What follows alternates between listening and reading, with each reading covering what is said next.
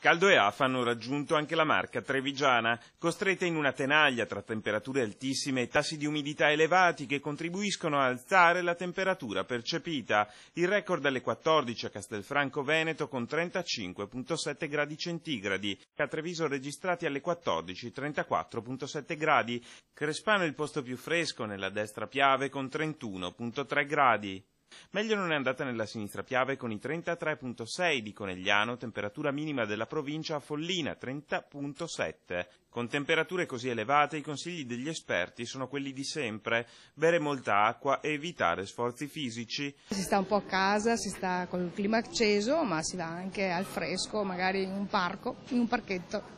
Anche la moda in questo periodo deve essere lasciata da parte per fare spazio a indumenti comodi e consoni alle temperature. Ci si veste nel modo più leggero possibile, anche se si scade in eleganza, ma pazienza, si cerca di stare comodi. Aria condizionata e basta. In nosocomio dunque è tutto pronto per l'allerta emanata dalla Regione. Abbiamo ricevuto la nota della Regione è stata distribuita a tutti i medici che lavorano nel pronto soccorso e questi si attrezzano di conseguenza.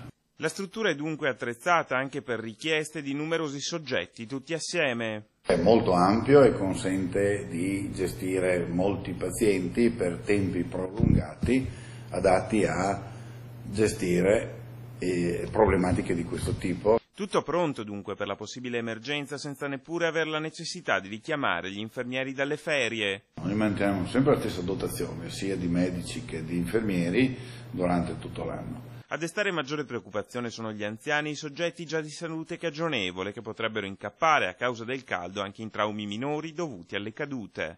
Soggetti fragili, che in genere sono gli anziani con pluripatologie, sono quelli che soffrono nelle condizioni estreme di freddo durante l'inverno e di caldo durante l'estate. E per i prossimi giorni non è previsto nulla di buono. Per vedere le colonnine del mercurio al ribasso bisognerà attendere almeno metà della prossima settimana.